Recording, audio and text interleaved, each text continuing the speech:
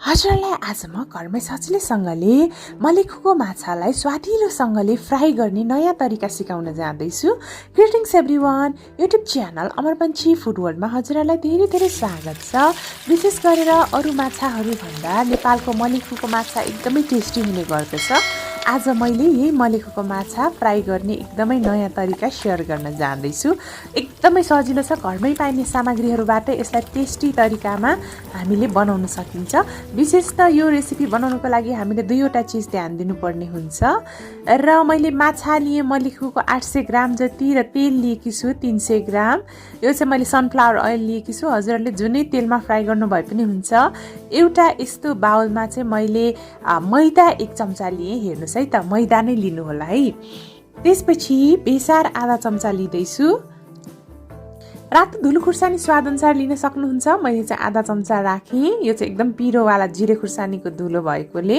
र नुनको सट्टामा चाहिँ बिरे नुन ट्राई गर्नुहोला। बिरे नुन चाहिँ आधा चम्चा राखेँ र त्यसपछि मैले चाहिँ जिराको धुलो 1/4 टेबलस्पुन राखेँ र त्यसपछि रातो फुड कलर थोरै राखेँ। फुड कलर चाहिँ नराख्नु भए पनि हुन्छ, अप्सनल हो। र कागती चाहिँ सिङ्गै एउटा राखिदिनु होला। यसलाई मजाले हातले पहिला यसरी मिक्स गर्नुपर्छ। मसलाहरू मजाले मिक्स गर्नुपर्छ र त्यसपछि यसैमा मैले माछालाई राखेँ। माछा मैले 2 चोटि जति राम्ररी धोएर पखालेकी थिएँ। यो चाहिँ मलेखुको फ्रोजन माछा थियो। फ्रोजनलाई चाहिँ मैले थोरै बेर चाहिँ रुम टेम्परेचरमा राखेर यसरी बनाउँदैछु। हेर्नुहोस् है त, यसरी हरेक माछाको पिसलाई राम्रोसँगले मोल्नुपर्छ।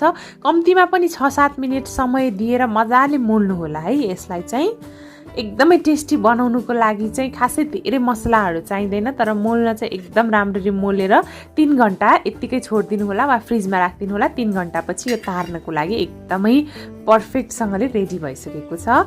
तेललाई मिडियम हिटमा गरम गर्नुहोला र त्यसपछि एउटा एउटा पिस गरेर सबै माछाको पिसहरूलाई राख्नुहोला। हेर्नुहोस् है त, कति मजाले पाक्छ। यो चाहिँ हामीले एक साइडबाट चाहिँ 3 मिनट पकाउँछौँ र राख्ने बित्तिकै कुनै पनि पकौडा होस् माछा होस् यसलाई चलाउनु चाहिँ हुँदैन। राख्ने बित्तिकै 2-3 मिनट यत्तिकै छोडिदिनुपर्छ, नत्र तल टाँसिन सक्छ। एकदमै यो नजिक नजिक पनि नराख्नु होला माछाहरू। मैले चाहिँ यो 800 ग्राम माछालाई 2 चोटि गरेर तार्दैछु। हेर्नुहोस् है त, र मैदा राखेको कारणले अलिकति क्रन्ची पनि हुन्छ। र 3 मिनटपछि बिस्तारै हल्कासँगले पहिला चलाउनु होला, एकैचोटि नपल्टाउनु होला है। हल्कासँगले यसरी माछाको पिसहरूलाई सेपरेट गर्ने र त्यसपछि बिस्तारै हामीले हरेक पिसलाई यसरी अर्को साइडबाट 4 मिनट फ्राई गर्छौँ। हेर्नुहोस् है त, यतिको भइसकेपछि मैले चाहिँ हरेक माछाको पिसलाई यसरी पल्टाइदिएँ। अब अर्को साइडबाट 4 मिनट हामीले फ्राई गर्छौँ मिडियम हिटमा। अघि 3 मिनट र अहिले 4 मिनट, लगभग 7 मिनटमा मजाले फ्राई भइसक्छ हाम्रो माछाको पिसहरू चाहिँ। हेर्नुहोस् है त, ठ्याक्क 3 मिनटमा कति मजाले गोल्डन ब्राउन भएको छ एउटा साइड। र ठ्याक्कै 7 मिनट जति फ्राई गऱ्यौँ भने भित्रको काँडाहरू पनि मजाले झुरुम झुरुम भइसक्छन्। त्यसपछि मैले निकालेँ एउटा टिस्यु पेपरमा यसरी, र बाँकी भएको माछाको पिसहरूलाई पनि यसरी नै फ्राई गर्दैछु। हजुरहरूले के कुरा ध्यान दिनुपर्छ भन्दाखेरि म्यारिनेट गर्नको लागि 2-3 घन्टा नै छोडिदिनुपर्छ र यो माछामा मसलाहरू चाहिँ भित्रैसम्म लागेको हुनुपर्छ, अनि मात्र टेस्टी हुन्छ। बाँकीको माछाको पिसहरूलाई पनि मैले फ्राई गर्दैछु। एउटा साइडबाट 3 मिनट र अर्को साइडबाट 4 मिनट फ्राई गर्ने हो मिडियम फ्लेममा। हेर्नुहोस् है त, कति पर्फेक्टसँगले तयार हुन्छ यो चाहिँ। र अर्को माछाको पिसहरूलाई पनि मैले राखिदिएँ। हजुरहरूले मेरो च्यानल अमरपन्ची फुड वर्ल्डलाई सब्सक्राइब गर्नुभएको छैन भने प्लिज सब्सक्राइब पनि गरिदिनु होला है त।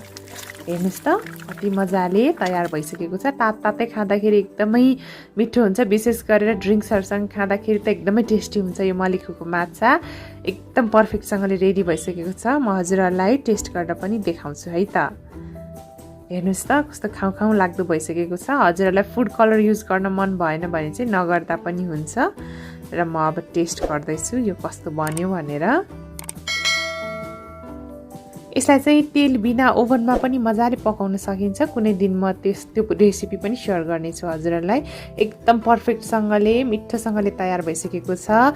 आजको रेसिपी हजुरहरूलाई कस्तो लाग्यो? मन पर्यो भने भिडियोलाई लाइक कमेन्ट र सेयर गरिदिनु होला। साथै मेरो च्यानल अमर पन्छी फुड वर्ल्डलाई सब्स्क्राइब गरिदिनु होला। Thank you.